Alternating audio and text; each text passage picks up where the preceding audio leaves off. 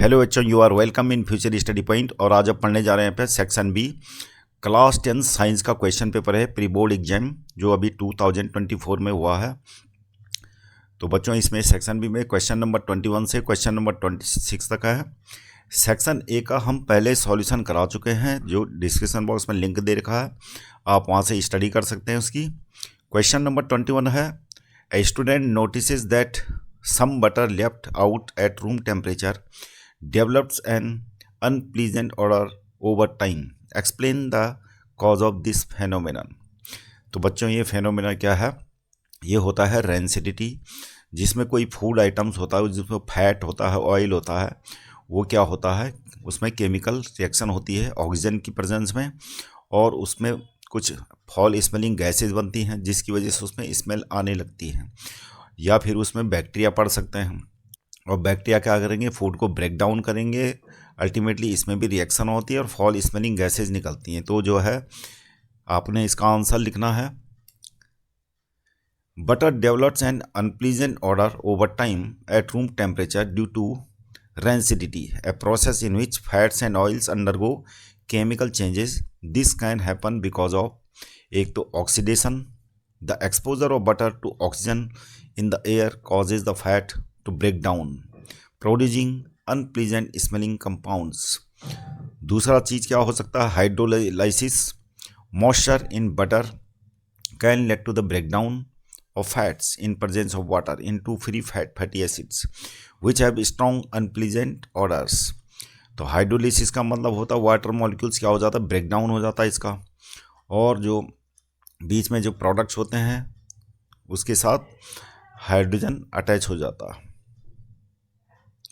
तो उसकी वजह से क्या होता है, फॉल स्मेलिंग गैसेस बनती हैं, जिनकी स्मेल बैड होती हैं, ऐसे केमिकल कंपाउंड बनते हैं। तीसरा है microbial activity, if butter is not stored properly bacteria and moulds can grow on it leading to spoilage and bad odours. तो क्या होता है, लंबे टाइम तक अगर इसको क्या करा जाए, रूम टेम्परेचर पर रखा जाए, तो क्या होता है, इसमें बैक्टीरिया पड़ जाते हैं, मोल्ड्स पड़ जाता है, फंगी, और जिसकी वजह से फूड ख़राब हो जाता है। और तब भी क्या है, क्योंकि फूड को वो ब्रेक डाउन करते हैं, तो उससे भी क्या है, बीच में ऐसे केमिकल कंपाउंड बनते हैं जिनसे स्मेल आने लगती है। तो ये आपको एक्सप्लेनेशन करके ऐसे दे देना चाहिए, this is a ideal answer. बाकी इसमें आप देख सकते हैं ऑक्सीडेशन केस भी लिख सकते हैं आप इसको, तब भी आंसर सही माना जाएगा। Question number 22, differentiate between blood and limbs in humans in the basis of following points. तो बच्चों पहले बता देते हैं, ब्लड तो आप जानते हैं, लिम्स क्या होता है एक्चुअली में, जैसे दो सेल्स होती हैं, और इन सेल्स मतलब कि जो सेल्स होती हैं इनमें जो एक्स्ट्रा फ्लूइड होता है, एक्स्ट्रा फ्लूइड बीच में क्या होता है, स्पेस में आ जाता है। तो ये स्पेस पूरी थ्रू आउट बॉडी में बन के जो है, ये क्या होता है, एक सिस्टम बन के निकलता है जिसको लिम्फेटिक सिस्टम कहा जाता है। तो इसमें एक्स्ट्रा फ्लूइड होता है सेल से, वो इसमें आ जाता है, पूरी बॉडी में थ्रू आउटली जो है डिस्ट्रीब्यूट होता है ये सिस्टम। तो क्या बोलते हैं इसको, लिम्फेटिक सिस्टम। और लिम्फ माने जो एक्स्ट्रा फ्लूइड होता है सेल्स के अंदर जो एक्स्ट्रा फ्लूइड होता है, वो एक्चुअली में क्या होता है, इसमें आ जाता है स्पेस में, उसी को लिम्फ कहा जाता है। तो आपने दो डिफरेंस ऐसे देने हैं, कंपोजिशन ब्लड के नीचे लिखना, contains red blood cells, white blood cells, platelets and plasma, ये कंपोजिशन हो गया ब्लड का। और लिम्फ का कंपोजिशन क्या होता है, इसमें WC होती है, वाइट ब्लड कॉर्पस्कल्स होती है, प्लाज्मा होता है, और RBC इसमें नहीं होती, RBC और प्लेटलेट्स इसमें नहीं होता है। तो इसमें दो ही चीज़ें होती हैं, WBC और प्लाज्मा। फंक्शन ब्लड के नीचे फंक्शन में लिख देना आपको, transports oxygen, nutrients, hormones and waste products throughout the body. तो वेस्ट प्रोडक्ट्स सारा ब्लड से ही क्या होते हैं, एक्सक्रीट होते हैं, और ऑक्सीजन को ट्रांसपोर्ट करता है, हार्मोन्स हो गया। लिम्फ में क्या लिखना है, drains access fluid from tissues. तो टिश्यूज़ में जो एक्स्ट्रा फ्लूइड होता है उसको क्या कर देता है, ये ट्रांसपोर्ट करता है। फिल्टर्स पैथोजेंस, और पैथोजेंस इसके लिए क्या होते हैं, लिम्फेटिक सिस्टम में जो लिम्फ के वेसल्स होते हैं उसमें क्या होता है, जो बैक्टीरिया होते हैं फ्लूइड में, ये लिम्फ नोड्स में जाके वो किल कर देता है, लिम्फ नोड्स में पैथोजेंस किल हो जाते हैं, and aids in immune system, और इस प्रकार से इम्यून सिस्टम में वो ऐड होता है, मतलब कि इम्यून सिस्टम को बनाए रखता है। तो ये तो होता है लिम्फ का। अल्टीमेटली जो लिम्फ से फ्लड होता है वो फिर ब्लड स्ट्रीम में मिल जाता है, यानी हार्ट में जाने से पहले ब्लड स्ट्रीम में मिल जाता है। अगला क्वेश्चन है question number 23, attempt either option A और B. How do stomata helps in the process of photosynthesis and transpiration, explain. तो और दूसरा क्वेश्चन है explain the role of chlorophyll in photosynthesis and list other component necessary for photosynthesis. तो इसका answer लिख देना आपको। स्टोमेटा किस तरह से हेल्प करते हैं, तो फोटोसिंथेसिस में स्टोमेटा किस प्रकार हेल्प करते हैं। Stomata allow carbon dioxide to enter the leaves while water absorbs by roots. तो स्टोमेटा क्या है, सनलाइट में जैसे स्टोमेटा ओपन होते हैं तो अंदर क्या करते हैं, इंटर कार्बन डाइऑक्साइड इंटर करती है, और वाटर क्या करता है, रूट से एब्जॉर्ब करती हैं leaves. Transported through the stem to the leaves. In the leaves water and carbon dioxide are used in photosynthesis to produce glucose and release oxygen. तो वाटर और कार्बन डाइऑक्साइड की reaction आपस में होती है फोटोसिंथेसिस के ड्यूरेशन में, और क्या होता है, ग्लूकोज और ऑक्सीजन का प्रोडक्शन होता है। ट्रांसपायरेशन में किस प्रकार स्टोमेटा हेल्प करता है। Stomata release excess water vapour from the plant during transpiration as a result of photosynthesis. तो फोटोसिंथेसिस के दरमियान जितना भी एक्सेस वाटर है वो रिलीज होता है किसके द्वारा, स्टोमेटा के थ्रू। तो स्टोमेटा के थ्रू एटमॉस्फेयर में चली जाता है excess water. Transpiration help cool the plant, इस प्रकार से प्लांट को कूल रखता है क्योंकि वाटर का फ्लो मेंटेन करता है ये, रूट से लेके और लीव्स तक संक्शन का काम करता है। तो ट्रांसपायरेशन की वजह से वाटर क्या रूट से ऊपर की तरफ खिंचता है, और flow of water and nutrients from the root to the leaves, इस प्रकार से न्यूट्रिएंट्स भी ट्रांसपोर्ट करते हैं वाटर के साथ में। दूसरा क्वेश्चन क्या था, explain the role of chlorophyll in photosynthesis. तो क्लोरोफिल का रोल बताना था दूसरे क्वेश्चन में। उसका आंसर होगा chlorophyll plays a key role in photosynthesis by absorbing light energy. तो क्लोरोफिल का काम क्या है, लाइट एनर्जी को एब्जॉर्ब करना and converting it into chemical energy. उसके बाद लाइट एनर्जी किस में चेंज हो जाती है, केमिकल एनर्जी में, जिसमें हमें कुछ मटेरियल इनपुट के लिए चाहिए होते हैं, मतलब फोटोसिंथेसिस में कुछ जो सब्सटेंसेस हैं वो चाहिए होते हैं, which is use to produce glucose. Other two compound needed, यानी क्लोरोफिल और सनलाइट के अलावा क्या चाहिए होता है, वाटर चाहिए, जो रूट से एब्जॉर्ब होकर लीव्स में जाता है। कार्बन डाइऑक्साइड एटमॉस्फेयर से लीव्स में इंटर करता है स्टोमेटा के जरिए। अब question number 24, an object is placed at A distance of 30 centimetre in front of concave mirror. तो ये कॉन्केव मिरर है, ये न्यूमेरिकल क्वेश्चन है। इसका सॉल्यूशन होगा, ये है कॉन्केव मिरर, और इसमें क्या बता रहा है, ये जो ऑब्जेक्ट है कहाँ पे है, 30 सेंटीमीटर डिस्टेंस में है, 30 मीटर डिस्टेंस में in front of concave mirror, और फोकल लेंथ 15 सेंटीमीटर, और फोकल लेंथ है कि कितनी, 15 सेंटीमीटर दे रखी है। ये हो गया आपका पोल। अब इसकी रे डायग्राम बना लेते हैं। ऑब्जेक्ट को रखा गया 30 सेंटीमीटर में, तो एक लाइट रे क्या है, पैरेलल जाएगी जो, तो पैरेलल ये रिफ्लेक्ट होगी यहाँ से, और appears to be originated from the focal point of the mirror. तो ये फोकल पॉइंट हो गया, ये ऐसे अपीयर होगी जैसे कि या एफ से ओरिजिनेट होते हुए हमें दिखेगी। तो ये हो गया फोकल पॉइंट, और एक रेस को दिखा देंगे हम पोल से होते हुए, इसको आगे दिखाएंगे ऐसे करके, इस रेस को एडवांस करके आगे दिखा दिया। अब एक रे को दिखा देंगे पोल से होते हुए, जो पोल से होते हुए जाएगी तो टकरा के क्या होगी, ऐसे आ जाएगी ये, following the rules of reflection.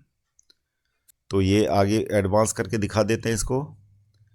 तो यहाँ पर जो है, जहाँ पे दोनों लाइट रे बैक साइड में एडवांस एक्सटेंड करके ये मिल रही हैं, यहाँ पर इमेज बन जाएगी आपकी। तो ये इमेज कैसी बन रही है, इरेक्टेड बन रही है। तो हमें 4 करैक्टरिस्टिक बतानी है इस इमेज की और कुछ नहीं निकालना। तो करैक्टरिस्टिक पहली वाली क्या होगी कि इमेज फॉर्म के बारे में, जो इमेज है उसकी करैक्टरिस्टिक बतानी है। तो कैसी इमेज बन रही है, वर्चुअल इमेज, वर्चुअल इमेज। दूसरी क्या चीज़ है, दूसरी करैक्टरिस्टिक है इरेक्टेड है, इमेज इज इरेक्टेड या अपराइट, अपराइट मतलब सीधी इमेज बन रही है। और तीसरा स्मॉलर यानी रिड्यूस्ड साइज, रिड्यूस्ड साइज। और चौथा है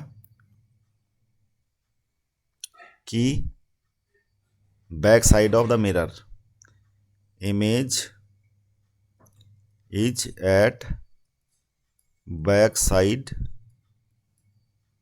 ऑफ मिरर। तो ये आपको ये 4 करैक्टरिस्टिक बता देनी है यहाँ पे। अगला क्वेश्चन है question number 25। A bulb connected to battery is rated for 80 watt and 120 volt. तो क्वेश्चन नंबर 1 का सॉल्यूशन होगा, जो बल्ब दे रखा हमें दे रखी पावर 80 वाट और वोल्टेज दे रखी है कितनी, 120। तो यहाँ से हम क्या निकालेंगे, what is the resistance of the bulb. तो एक आंसर होगा रेजिस्टेंस कैसे निकालेंगे, क्योंकि P इक्वल टू क्या होता है, V²/R। तो P इक्वल टू हमें 80 दे रखा है और V दे रखा है 120 मल्टी 120 अपॉन में R निकालना, R को इधर ले आते हैं तो ये हो जाएगा 120 मल्टी 120 अपॉन में 80। ये 0 कैंसिल हो गया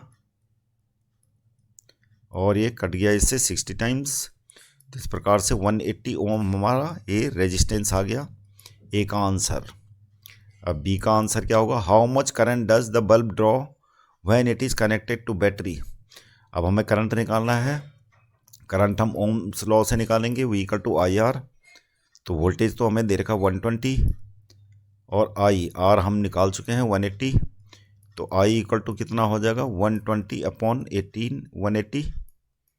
तो ये हो जाएगा हमारा कितना,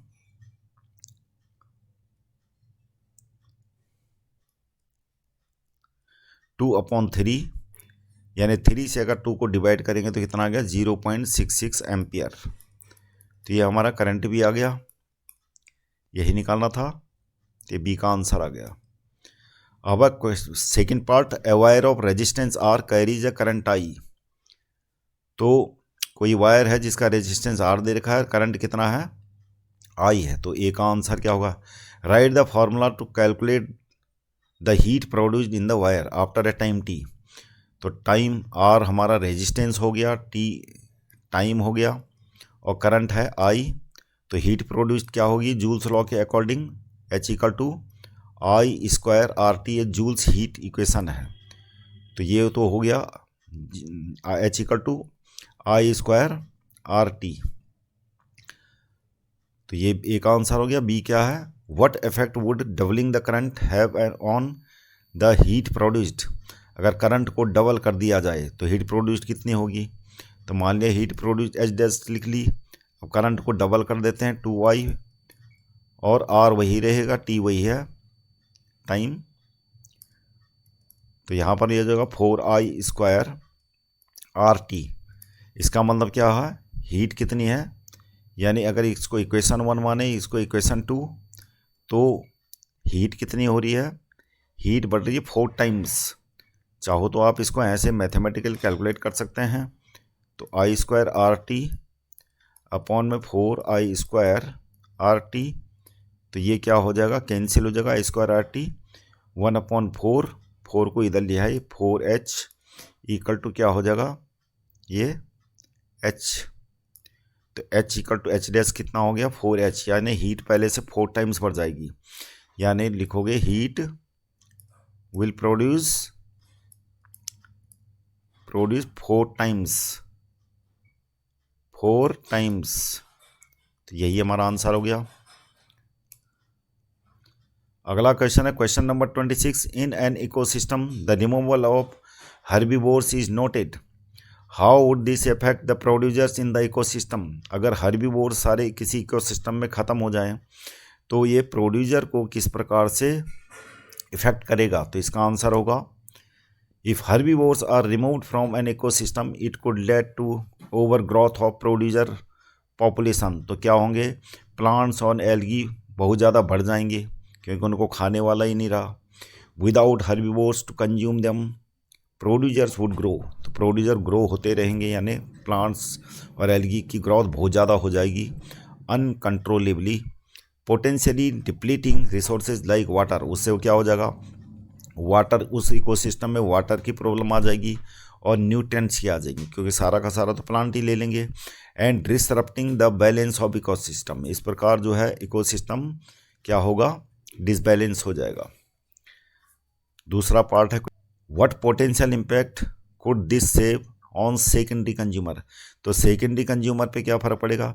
if herbivores are removed from an ecosystem the secondary consumers यानी कार्निवोर्स है that eat herbivores would likely experience a decline in food availability. तो जो कार्निवोर्स हैं उनमें क्या होगा, वो फूड की डिफिशियंसी हो जाएगी उनके लिए।